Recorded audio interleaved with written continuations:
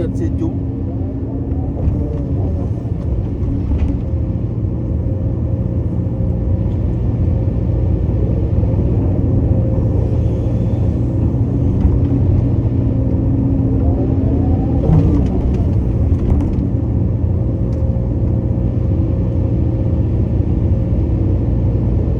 ดินค่อนข้างที่จะเละนะครับ